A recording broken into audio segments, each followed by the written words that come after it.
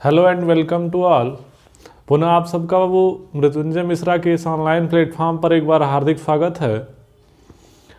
आज हम लोग अकबर से जो बातें शेष रह गई थी उन्हीं सब बातों को करने का प्रयास करेंगे, जिससे अकबर आपका संपूर्ण हो जाए और अकबर से बनने वाले सारे प्रश्नों को कर लिया जाए। तो आइए आज के इस वीडियो लेक्चर में देखने का प्रयास करते हैं कि अकबर ने और कौन कौन से कार्य किए और उनसे क्या क्या महत्वपूर्ण प्रश्न और बन सकता है। ठीक है,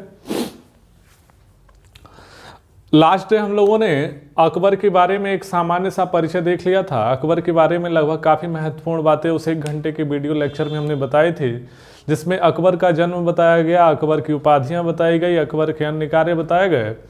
आज के इस वीडियो लेक्चर में हम लोग देखने का प्रयास करेंगे अकबर के महत्वपूर्ण अभियानों को, और साथ ही साथ उनके दरबार में रहने वाले नवरत्नों के बारे में देखा जाएगा, उनके नाम जानने का प्रयास करेंगे और इस प्रकार से अकबर की बातों को हम लोग कंप्लीट करेंगे।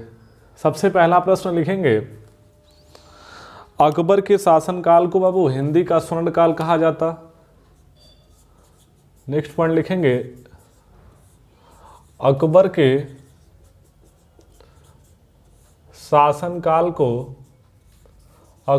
शासनकाल को हिंदी का स्वर्ण काल कहा जाता। अगली बात लिखेंगे, अकबर के दरबार में कौन कौन से नवरत्न थे। यदि आपसे कोई अकबर के नवरत्नों की बात करे तो अकबर के नवरत्नों में सबसे पहला नाम आप सबको याद होगा बीरबल। दूसरा नाम यदि आपसे कोई पूछे तो आप नाम बताएंगे अबुल फजल।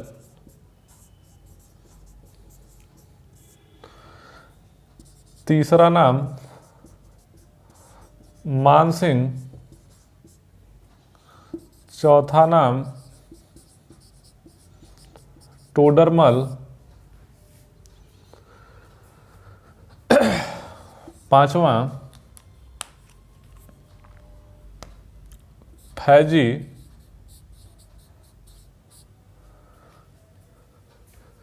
छठवां बाबू मुल्ला दो प्याजा।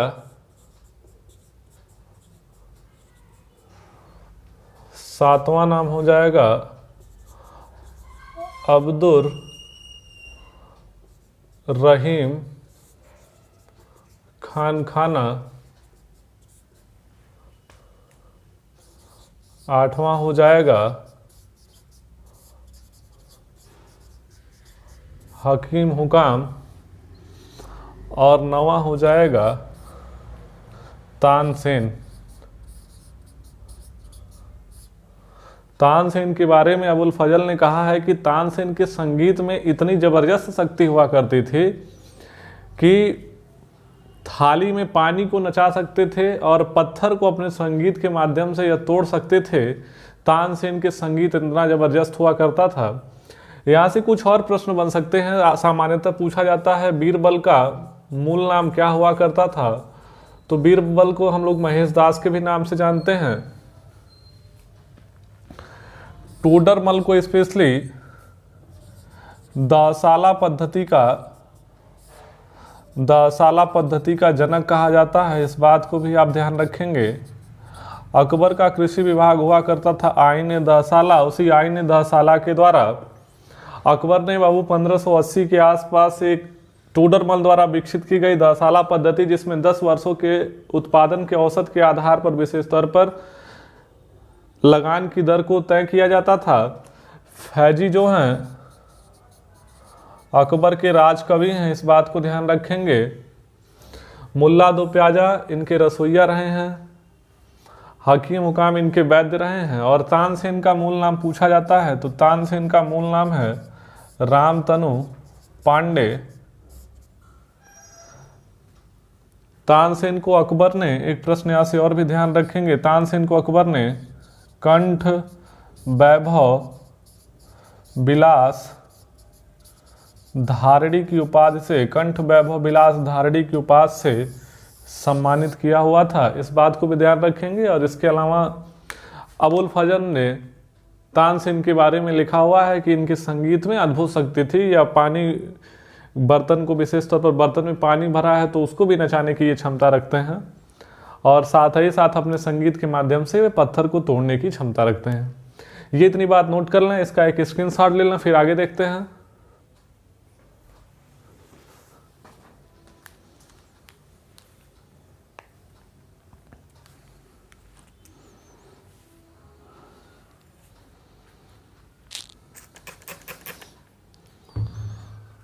चलिए, उम्मीद करते हैं अब वो इसका स्क्रीनशॉट एक ले लिए होंगे। इसको मिटा देते हैं। उसके बाद देखते हैं अकबर के महत्वपूर्ण अभियान।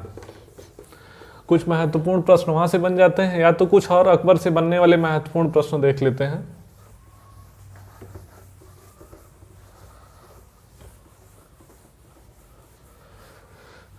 जैसे लास्ट डे हमने आपको बताया था कि अकबर के इबादत खाने में, अकबर ने इबादत खाने का निर्माण कराया था, स्पेशली वहां पर इबादत खाने में सभी धर्मों पर चर्चा होती थी। शुरुआत में विशेष तौर पर यह केवल इस्लाम तक ही सीमित था, आगे चल करके इसमें सभी धर्म के लोगों को आमंत्रित किया गया था, क्योंकि अकबर अन्य धर्म के बारे में भी जानना चाहता था।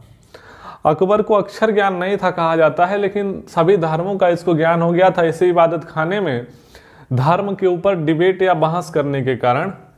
तो अन्य अगला क्या प्रश्न बन सकता है उसको देख लेते हैं। यदि आपसे कोई पूछे कि इबादत खाने में हिंदू धर्म से कौन आया हुआ था, तो हिंदू धर्म से दो नाम महत्वपूर्ण आप ध्यान रखेंगे। एक नाम है बाबू पुरुषोत्तम दास और एक नाम है पंडित देवी। ये दो महत्वपूर्ण हिंदू धर्म से गए हुए थे। इसके अलावा यदि आपसे कोई पूछे पारसी धर्म से, पारसी धर्म से पार्टिसिपेट किया था मेहर दस्तूरजी राणा। पारसी धर्म से इसमें पार्टिसिपेट किया था कौन? मेहर दस्तूरजी राणा। इसके अलावा यदि आपसे कोई पूछे जैन धर्म से, तो जैन धर्म से पार्टिसिपेट करने वाले व्यक्ति का नाम है बाबू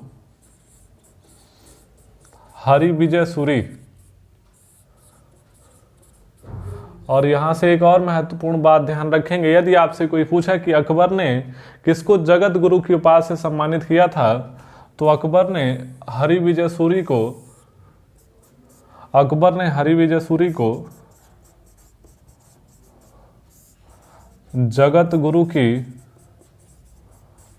उपाधि से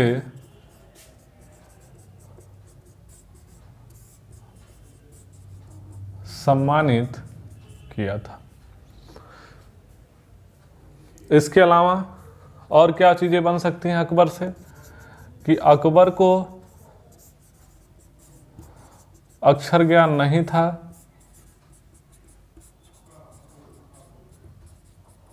अकबर को अक्षर ज्ञान नहीं था। इसके अलावा मजहरनामे की घोषणा हुई थी। मजहरनामे पर हमने उस दिन चर्चा की हुई थी। मजहरनामे की घोषणा, यदि आपसे कोई पूछे मजहरनामा के प्रारूप को किसके द्वारा तैयार किया गया था, तो मजहरनामा के प्रारूप को बाबू शेख मुबारक के द्वारा तैयार किया गया था।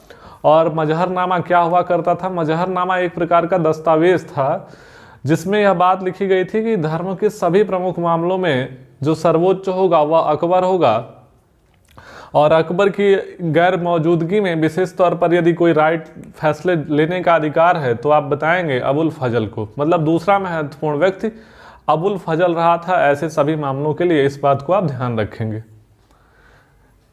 इसके अलावा अकबर को क्या बजाने शौकीन था? कौन सा वाद्य यंत्र अकबर बजाया करता था? वाद्य यंत्र का प्रेमी यदि आपसे कोई पूछे तो बताएंगे नगाड़ा। और यह नगाड़ा बजाना अकबर ने सीखा है। अभी हम लोग पढ़ेंगे थोड़ी देर में अकबर के एक महत्वपूर्ण अभियान को 1562 में बाबू ये इसने करेगा, मालवा अभियान। मालवा की एक रानी रहेंगी, रानी का नाम था रूपमती। रूपमती के रूप को सुन करके अकबर ने मालवा का अभियान किया था। मालवा के जो शासक थे उनका नाम था बाज बहादुर। तो यदि आपसे कोई पूछे कि नगाड़ा बजाना अकबर ने किससे सीखा था, तो आप बताएंगे मालवा के शासक बाज बहादुर से। मालवा के शासक बाज बहादुर से अकबर ने नगाड़ा बजाना सीखा था। उम्मीद करते हैं ये इतनी बात क्लियर हो गई हो।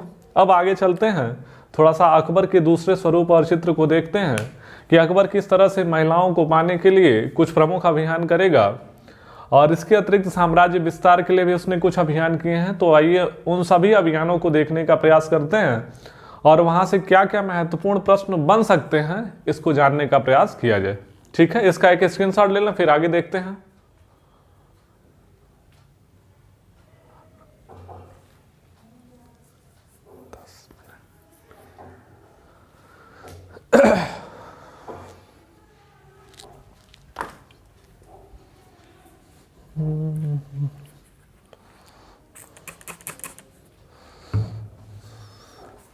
चलिए, वो स्क्रीनशॉट हो गया हो तो आइए इसको मिटा देते हैं, उसके बाद फिर लिखा जाए आगे कुछ क्या बन सकता है।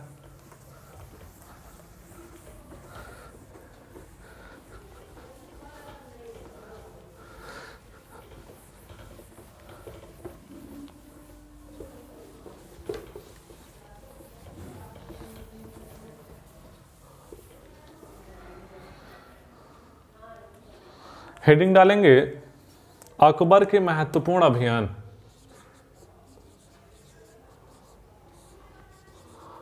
अकबर के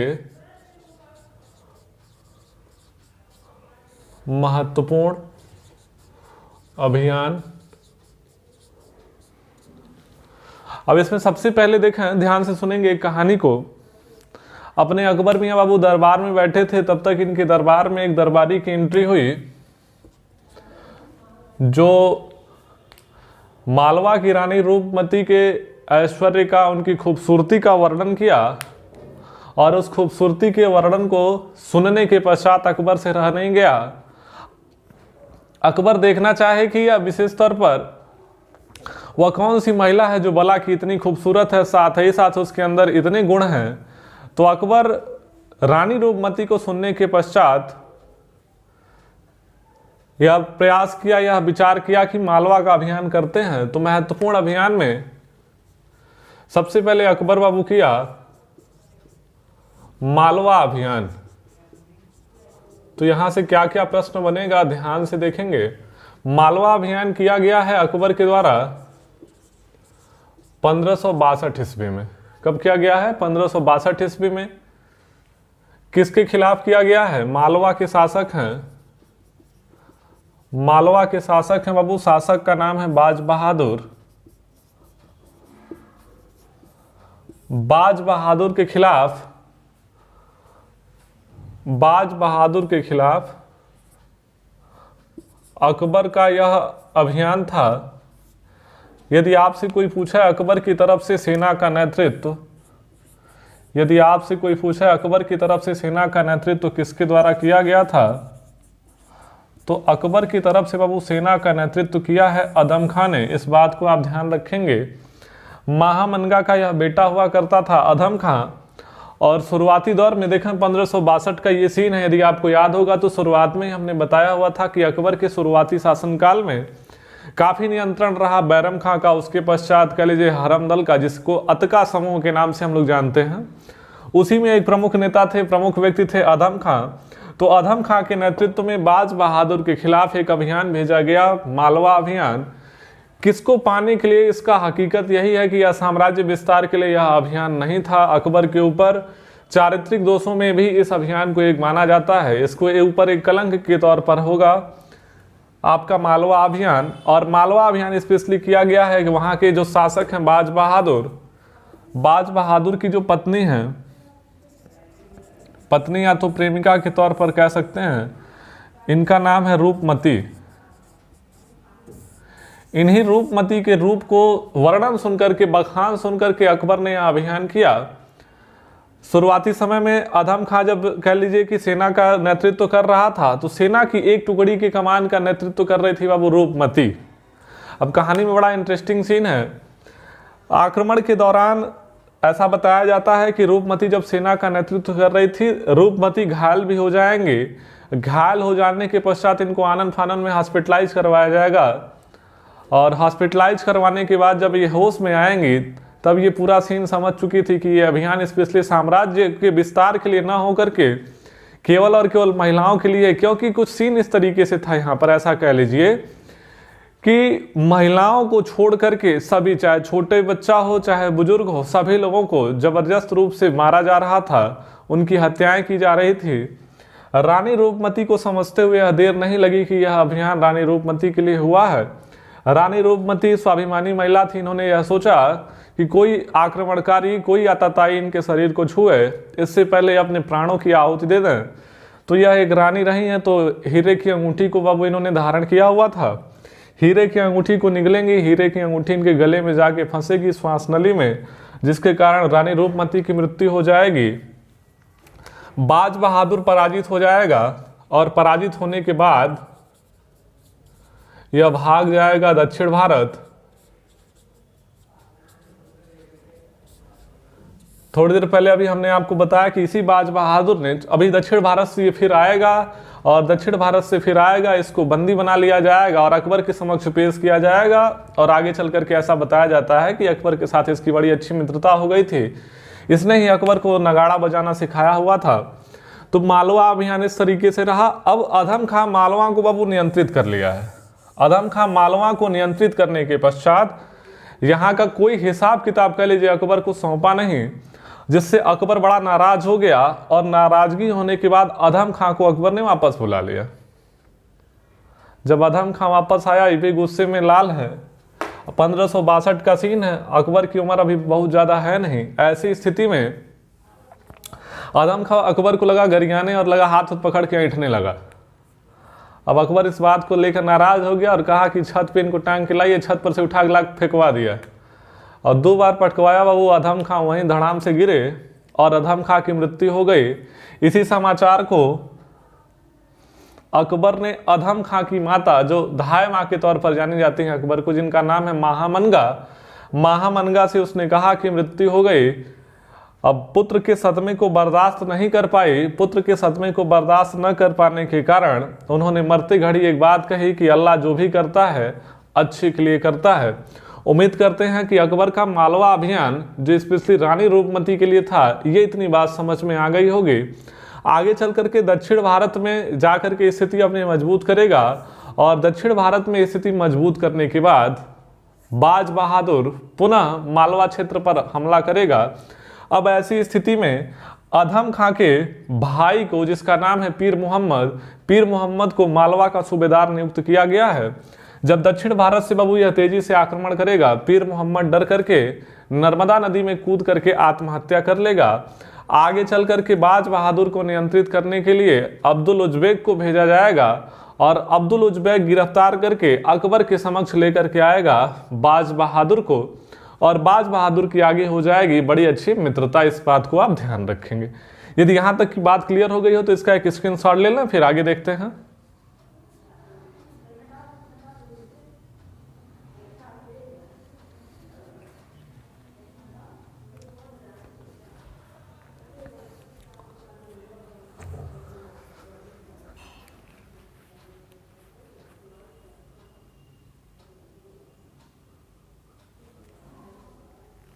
चलिए, इसका बाबू एक स्क्रीनशॉट हो गया हो तो अब आगे देखते हैं। इसी 1562 में अकबर ने एक दूसरा महत्वपूर्ण अभियान किया, जिसे हम लोग मेड़ता अभियान के नाम से जानते हैं। राजस्थान में मेवाड़ के आसपास का इलाका है, जिसमें वहां के शासक के प्रतिनिधि के तौर पर शासन कर रहे थे जयमल, और इसका भी नेतृत्व किया है अकबर के एक सेनापति रहा, जिसका नाम है बाबू सरफुद्दीन के नेतृत्व में यह अभियान किया गया था, और सरफुद्दीन मेड़ता को जीत लिया था। यही इसमें खास बात है, बाकी और इसमें कुछ खास बात नहीं है। तो आइए देख लेते हैं क्या क्या प्रश्न यहां से बन सकता है।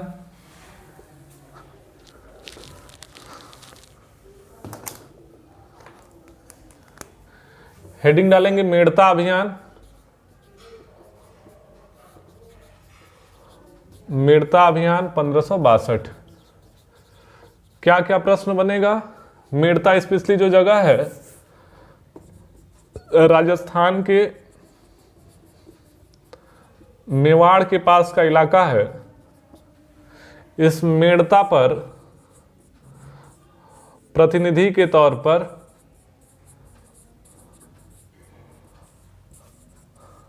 इस मेड़ता की देखभाल कर रहे थे जयमल।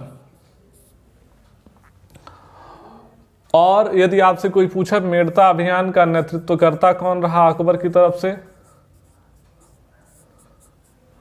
तो नेतृत्वकर्ता बता देंगे सरफुद्दीन। सरफुद्दीन नाम का सेनापति इस अभियान का नेतृत्व करता रहा। और 1562 ईस्वी में मेड़ता मुगल साम्राज्य का अंग बन गया। इस बात को भी आप ध्यान रखेंगे, मुगल साम्राज्य का अंग बन गया। ये इतनी बात नोट कर लें। 1562 के बाद अकबर का पुनः अभियान होगा 1564 ईस्वी में, जिसे हम लोग कहते हैं बाबू गोंडवाना अभियान के नाम से। ये इतनी बात नोट कर लें। उसके बाद बताते हैं आपको गोंडवाना अभियान। गोंडवाना अभियान एक चंदेल राजकुमारी रही जिनका नाम है रानी दुर्गावती। रानी दुर्गावती की भी एक प्रेम कहानी है। जब अकबर रानी रूपमती को प्राप्त नहीं कर पाया तो अकबर में यहाँ रहने लगे बड़े उदास और पंकज उदास का गाना सुनने लगे। काफ़ी दिन तक उदास रहे, 2 साल तक बाद की बाबू स्थिति आई। और स्थिति के बाद इन्होंने रानी दुर्गावती के रूप के चर्चे सुने। रानी दुर्गावती के रूप के चर्चे जब सुने तो रानी दुर्गावती के पास इन्होंने फ़ोन किया और कहा कि आइए क्यों ना ये दोनों दिल एक हो जाएं। रानी दुर्गावती बाबू अकबर ने जैसे संदेश भिजवाया था कुछ उसी तरीके से प्रतिक्रिया मिलेगी। कही कि मुझे नहीं पता कि मेरा जो बेटा है, अभी बेटे के बारे में भी आपको बताएंगे। इनके पति का नाम बाबू दलपत शाह हुआ करता था। दलपत शाह इनके प्रेमी रहे हैं। और दलपत शाह और रानी दुर्गावती से एक बेटे था, बेटा का नाम था वीर। तो रानी दुर्गावती ने प्रत्युत्तर में भेजा था कि मुझे नहीं पता कि मेरे मृत्यु के बाद वीर मुगलों की अधीनता को स्वीकार करेगा या उनके खिलाफ लड़ाई लड़ेगा, लेकिन रानी दुर्गावती के शरीर में रक्त की एक बूंद जब तक है कोई मुगल आतताई इधर देख नहीं सकता है। तो जबरदस्त अभियान होगा शुरुआती दौर में, तो इसको देखने का प्रयास करते हैं। ये इतनी बात हो गई है तो इसका एक स्क्रीनशॉट ले लें और उसके बाद फिर आते हैं।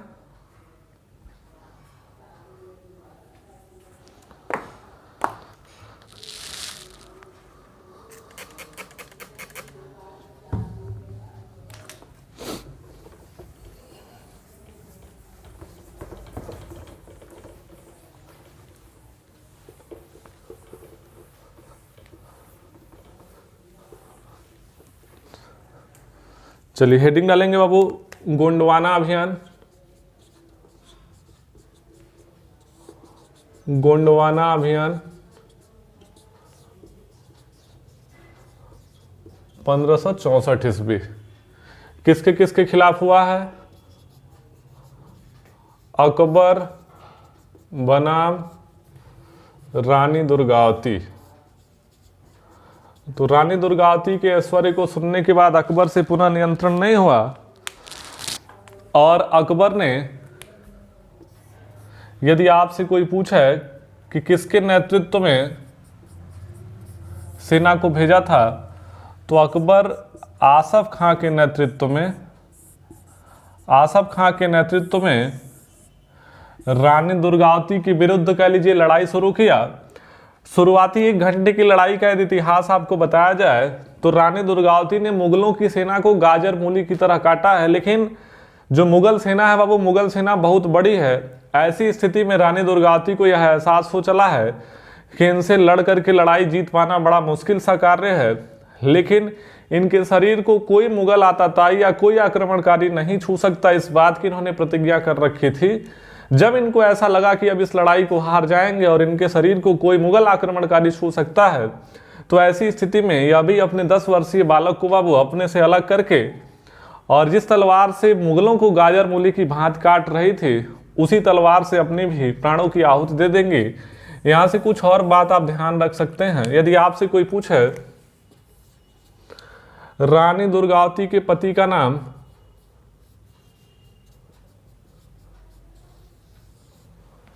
तो पति का नाम बता देंगे दलपति शाह और रानी दुर्गावती और दलपत शाह से बाबू एक बेटा था, बेटे का नाम आप याद रखिएगा वीर। ये इतनी बात ध्यान रख सकते हैं। इसके अलावा रानी दुर्गावती स्पेशली कहाँ की मूल रूप से रही हैं, तो रानी दुर्गावती मूल रूप से महोबा की रहने वाली रही हैं। यदि ये इतनी बात क्लियर हो गई हो तो अगले अभियान की तरफ हम लोग रुख करेंगे, जिसको हम लोग जानते हैं मेवाड़ अभियान के नाम से। मेवाड़ अभियान 1567-68 में किया जाएगा अकबर के द्वारा, तत्कालीन समय के शासक राणा उदय सिंह के द्वारा।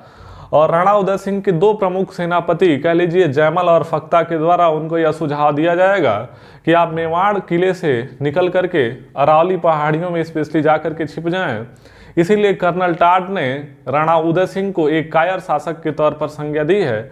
यदि ये इतनी बात क्लियर हो गई हो तो इसका एक स्क्रीनशॉट ले लें, फिर आगे बढ़ते हैं।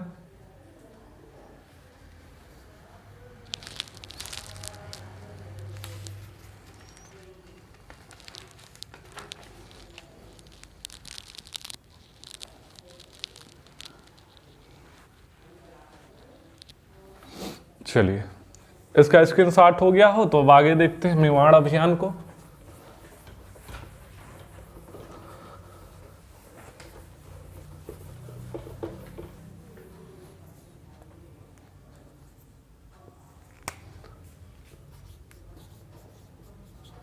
मेवाड़ अभियान हेडिंग डालेंगे मेवाड़ अभियान।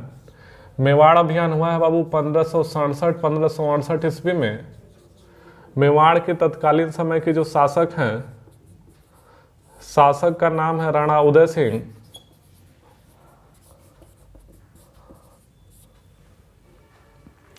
राणा उदय सिंह बनाम अकबर यह लड़ाई होगी।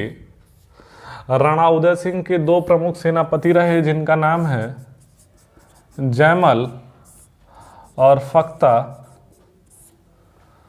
तो इन्हीं लोगों के सुझाव पर राणा उदय सिंह जाकर के अरावली पहाड़ियों में छिप गए थे और राणा उदय सिंह को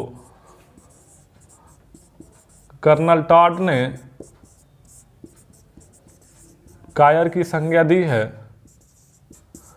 और यहां तक कह दिया है कि राजपूतों के इतिहास से राणा उदय सिंह के इतिहास को हटा देने की जरूरत है। बताया जाता है कि इस अभियान का नेतृत्व करने अकबर स्वयं पहुंचा हुआ था जब जयमल विशेष तौर पर किले की दीवार का निरीक्षण कर रहे थे, नियत्ते उस समय थे, और उसके बाद इनको पिस्टल से गोली मार दी गई। तत्कालीन समय का जो हथियार था उससे गोली मार दी गई। यह अकबर के ऊपर यह भी एक कलंक के तौर पर देखा जाता है। आगे चल करके इन्हीं के सम्मान में आगरा किले में बाहर ही इन लोगों की मूर्ति बनाई जाएगी, मूर्ति स्थापित किया जाएगा इनके बहादुरी के सम्मान को देखते हुए, क्योंकि यही वो दोनों बहादुर थे जिन्होंने अकबर की सेना को यहाँ से पीछे हटने पर मजबूर और विवश कर दिया था।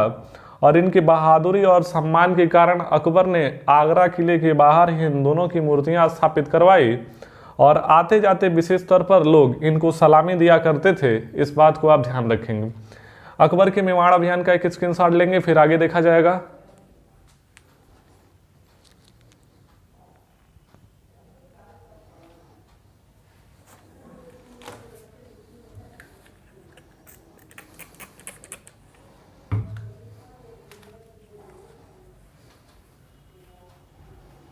चलिए,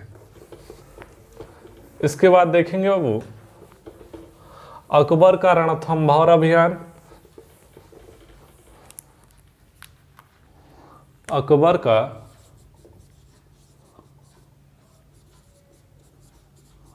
रणथंभौर अभियान। अकबर के रणथंभौर अभियान में लिख लेंगे इसका टाइम पीरियड 1569 ईस्वी, और रणथंभौर का उस समय जो शासक है, शासक का नाम है सुरजनजीत सिंह हाड्डा। और सुरजनजीत सिंह हाड्डा ने आत्मसमर्पण कर दिया था। इस बात को जाना। रणथंभौर अभियान के बाद अकबर का नेक्स्ट अभियान लिखेंगे अकबर का कालिंजर अभियान।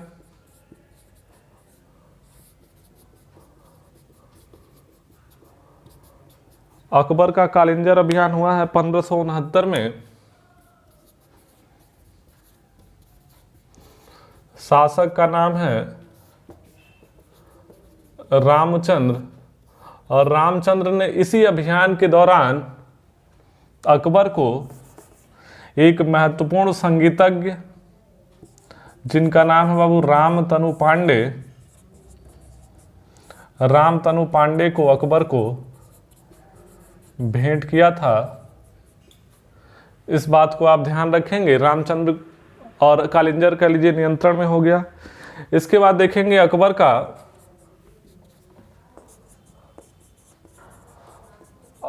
का गुजरात अभियान। अकबर का गुजरात अभियान हुआ है 1571-72 में,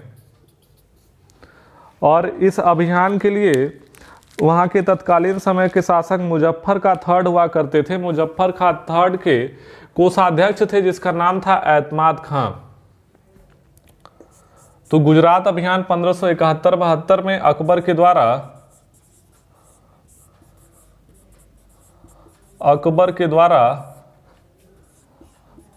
एतमाद खां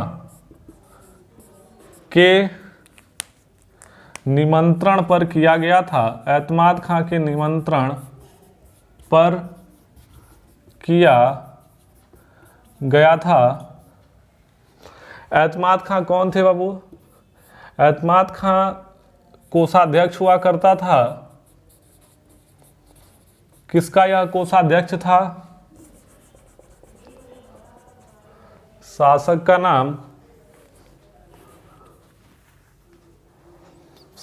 का नाम मुजफ्फर का थर्ड हुआ करता था। मुजफ्फर खां थर्ड। मुजफ्फर खां थर्ड बाबू कौन है? गुजरात के शासक हैं, और गुजरात के शासक का कोषाध्यक्ष है एतमाद खां। इसी एतमाद खां के निमंत्रण पर अकबर ने गुजरात अभियान किया। कारण स्पेशली कह लीजिए अकबर को बंदरगाह क्षेत्र पर नियंत्रण बनाना था, और पुर्तगालियों के साथ भी इसकी इसी अभियान के दौरान मुलाकात हुई थी। पारसी धर्मगुरु मेहर जी दस्तूर राणा जी से भी इसी अभियान के समय मुलाकात हुई थी। ये इतनी बात क्लियर हो गई हो तो इसका एक स्क्रीनशॉट ले लेंगे। फिर अकबर से बनने वाले अब कुछ और महत्वपूर्ण अभियान रह गए हैं, उस पर चर्चा कर लेते हैं। उसके बाद अकबर से बनने वाले समस्त प्रश्न आपके बन जाएंगे।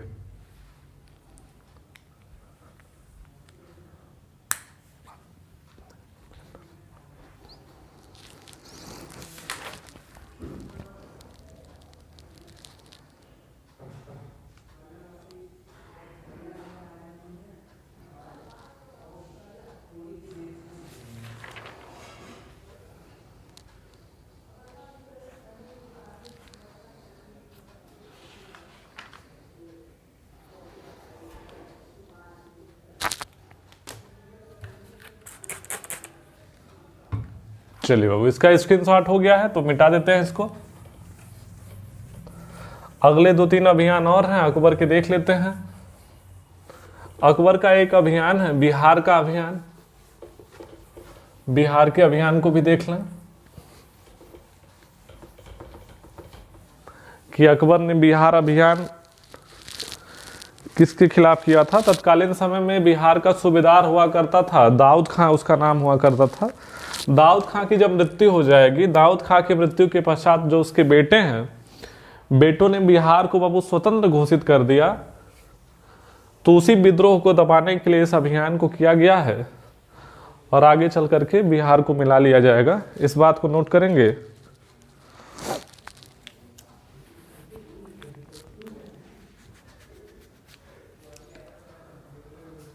हेडिंग डालेंगे बिहार अभियान।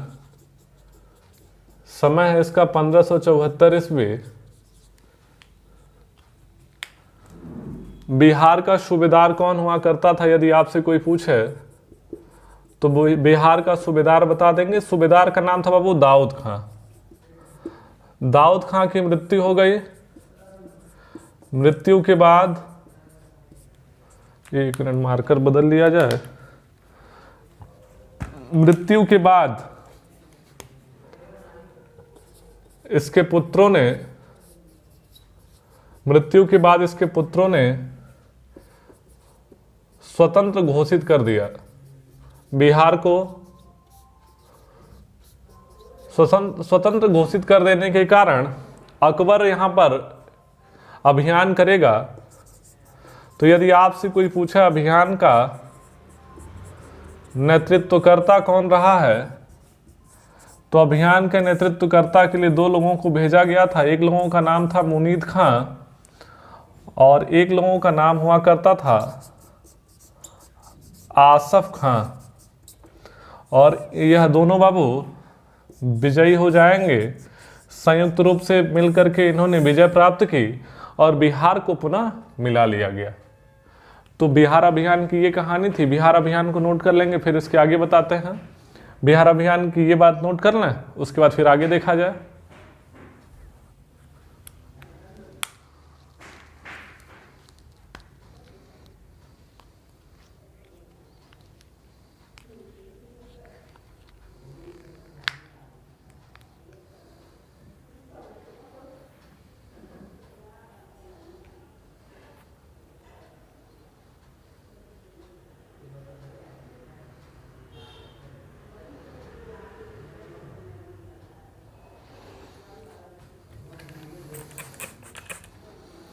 चलिए अगली बात लिखेंगे। 74 के बाद अब महत्वपूर्ण लड़ाई होगी।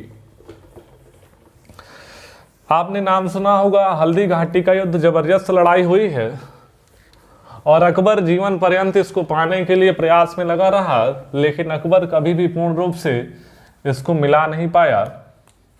तो अगला जो हम लोग देखेंगे अकबर का हल्दी घाटी का युद्ध देखा जाएगा। हल्दी घाटी का युद्ध, हेडिंग डालेंगे हल्दी घाटी का युद्ध। हल्दी घाटी का युद्ध हुआ है बाबू 1576 ईस्वी में। अकबर बनाम महाराणा प्रताप। अकबर बड़ा डरता था बाबू महाराणा प्रताप से, इसलिए अकबर कभी भी महाराणा प्रताप के सामने नहीं आया है लड़ाई में। अकबर की तरफ से शुरुआत में महाराणा प्रताप को समझाने के लिए भेजा गया है मान सिंह और आसफ खां को।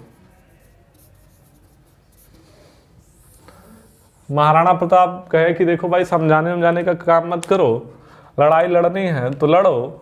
मान सिंह इसके बाद यहाँ से जब समझाने बुझाने के बाद बनी नहीं, मान सिंह ने महाराणा प्रताप को धमकी भरे अंदाज में कहा कि मैं यहाँ से जा तो रहा हूँ, लेकिन अगली बार आऊँगा तो सेना के साथ आऊँगा। महाराणा प्रताप कहे जिसके साथ मन करे आइए, कोई दिक्कत नहीं है। तो आगे चल कर के यही लड़ाई होगी और इस लड़ाई को हल्दी घाटी युद्ध के नाम से जाना जाता है। अकबर की तरफ से मान सिंह और आसफ खां सेना का नेतृत्व कर रहा था। महाराणा प्रताप को यहाँ से बाबू होकर के निर्वासित जीवन व्यतीत करना पड़ेगा। महाराणा प्रताप जीवन निर्वासित व्यतीत करेंगे, लेकिन गोरिल्ला युद्ध वो लगातार लड़ते रहे, जिससे मेवाड़ जो क्षेत्र है कभी भी संपूर्ण रूप से अकबर अपने साम्राज्य में मिला नहीं पाया। महाराणा प्रताप के यदि आपसे घोड़े का कोई नाम पूछे तो आप सब लोग जानते होंगे इसके घोड़े का नाम।